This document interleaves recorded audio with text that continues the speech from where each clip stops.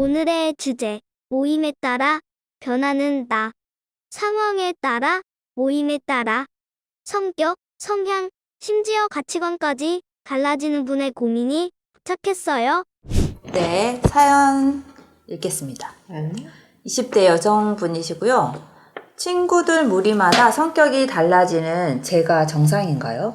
A라는 초등학교 친구들 모임과 B라는 취미생활 모임에서 각각 다른 제가 되는 것 같아요. A 모임에선 엄청 수동적이고 조용히 있는 편이에요. 그 친구들은 제가 초등학생 때부터 늘 소심하고 조용한 내성적인 친구라고 생각해요. 성인이 되어서 만난 B 모임에서 제 모습을 보면 정말 놀랄 거예요. 거기에서는 제가 주도적이고 더 적극적으로 움직이거든요. 사람들이랑도 금방 친해졌고요. 그리고 또 문제인 건 제가 모이는 사람들에게 맞춰 제 성향이나 가치관도 바꿔가면서 말해요. 예를 들면 같은 주제에 대해 이야기를 할 때 이쪽에선 동의하고 저쪽에선 반대하는 상황들이 많아요. 제일 어려운 건 제 생각을 설명할 때 어떻게 설명해야 할지 모르겠어요. 그래요. 뭐 이렇게 사연을 보니까 제가 생각했을 때는 그렇게 심각한 뭐 상황이라고 보여지진 않는데 이런 문제들로 상담을 하러 오시는 분들이 계신가요? 일단은 절대 소소한 문제는 저는 아니라고 생각은 돼요. 그 인간 중심 상담의 로저스가 말하기를 내담자분들이 호소하는 공통의 문제를 뽑아봤더니 제일 많이 고민하는 부분이 진정한 나란 누구인가 결국 여기로 귀결이 되더라라고 얘기를 하거든요. 그러니까 그만큼 많은 사람들이 여러 가지 다른 호소로 찾아오지만 결국에는 내가 누구인가에 대한 그 근본적인 질문에서 시작이 됐다라고 저는 생각이 돼요. 그러니까 이분도 아마 그 부분에 대한 고민일 거고, 이런 것들에 대한 고민과 깊은 사고 없이는 늘 헛헛하고 공허함을 느낄 수밖에 없다고 생각해요. 결국 나는 누구인가, 이 질문은 살면서 꼭 한 번은 해야 되고 늘 해야 되는 질문 중에 하나라고 생각이 되고, 그 생각을 하고 있다라고 봤을 때는 이분이 처음에 이렇게 시작하자면 제가 정상인가요? 일단 이런 생각을 한다는 것 자체로 저는 그럼요, 정상이죠 라고 말씀드리고 싶어요. 다만 이제 이게 시작점이라면 지금부터 내가 어떤 사람인가 정체성을 찾는데 조금은 더 노력을 기해야 되지 않을까라고 생각이 돼요.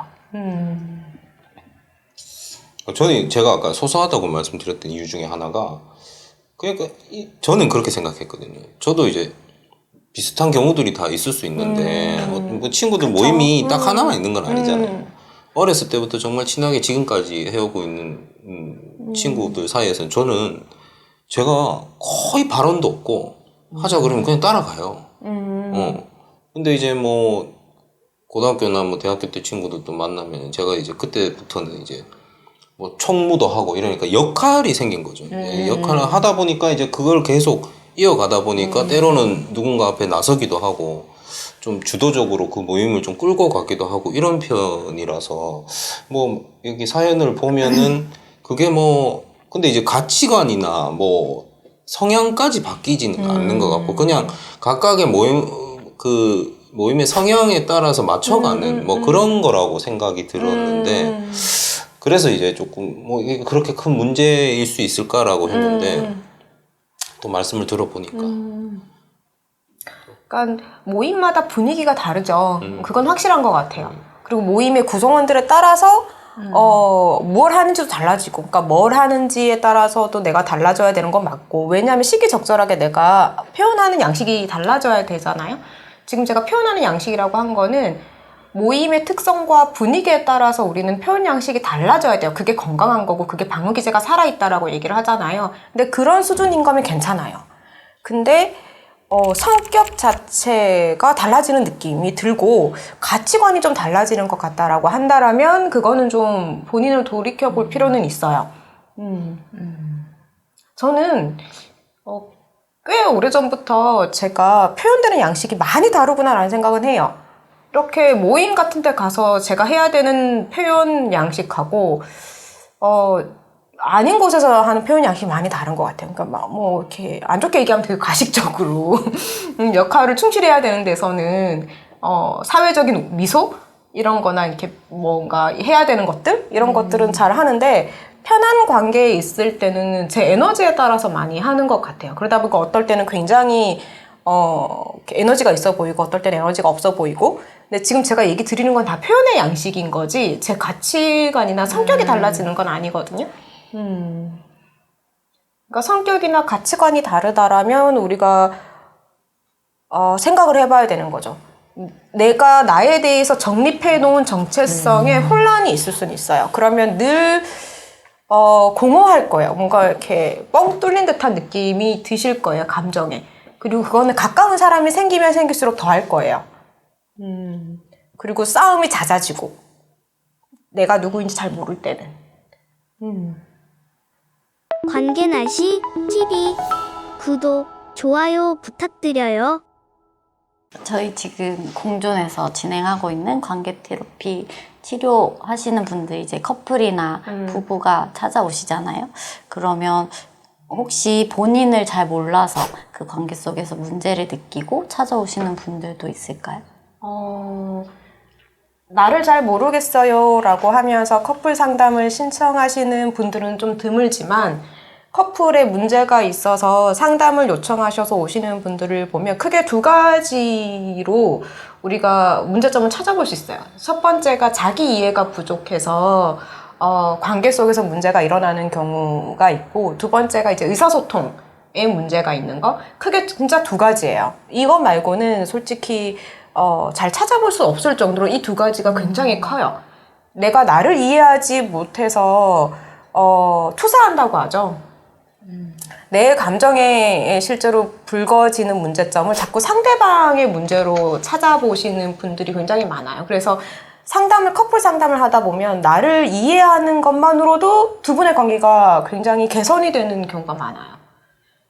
근데 이것만으로도 해소가 되지 않는다라고 하면 이제 두 번째 문제가 의사소통인 거고, 의사소통을 우리가 자라온 세월이 각자 있고 환경이 다르다 보니까 의사소통하는 방식이 각자의 가족 문화에 따라 달라지는데 두 사람이 맞추어가는 과정에서 의사소통이 잘 안 맞아요. 그것 때문에 오늘 오해가 되게 많아서 새로운 의사소통 방식의 습관을 만들어야 되는 경우도 있거든요. 그래서 크게 나를 몰라서 커플 관계에서 문제가 일어나는 경우, 그다음에 의사소통 이렇게 두 가지가 조금 부각되죠. 커플 상담할 때. 네. 그럼 나를 이해할 때 조금 도움이 될 만한 심리 검사는 어떤 게 있을까요? 선생님이 얘기해 주시는 거 아니었나요? 제가 얘기해야 되나요? 일단은 저희가 커플 상담하고 부부 상담할 때 우선적으로 많이 하는 건 MMPI하고 TCI를 많이 해요. 왜냐하면 우리는 성격의 유형을 나누어 보는 것보다는 내가 갖고 있는 잠재력과 뭔가 약점이나 단점이 있다면 어떻게 하면 보완할 수 있는지, 그리고 내가 표현되는 양식은 뭔지 이런 것들을 좀 찾아보기 위해서, 그리고 나의 역동은 무엇인지, 내 역동의 관계에 어떻게 미치는지 이런 게 되게 중요하다 보니까 MMPI랑 TCI하고 이거보다 조금 더 많이 한다라면 이제 많이 알고 계시겠지만 뭐 SCT랑 HTP 이런 걸 같이 하죠.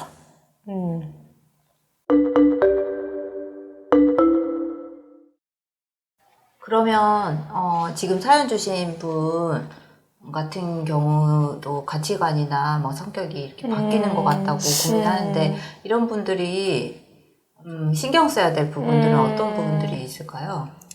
우리 게스탈트 치료를 보면 알아차림이라는 부분이 굉장히 중요하다고 얘기를 하잖아요.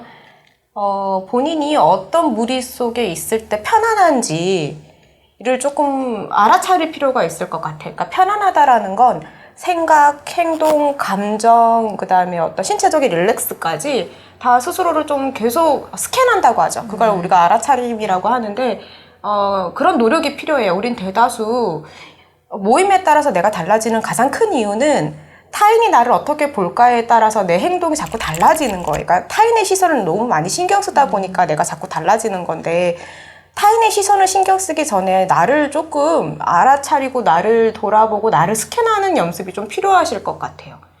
그러니까 그러면 알을 거예요. 내가 이 모임에 있을 때 정말 나답구나, 내가 편안하구나, 내가 굳이 뭔가 행동을 만들지 않아도 여기서는 나답게 무언가를 하고 있구나, 그리고 이들이 받아주고 있구나, 이런 걸 알아차릴 수 있을 테니 끊임없이 본인을 스캔하는 연습을 좀 하셨으면 하는 바람은 있어요. 네. 이번 주제에 대해서 여러분들께서는 어떻게 생각하시나요? 각자의 생각들을 댓글로 남겨보세요. 구독과 좋아요를 누르고 알림 설정을 하면 다양한 주제들을 알람으로 받아보실 수 있어요. 앞으로도 많은 시청 부탁드릴게요.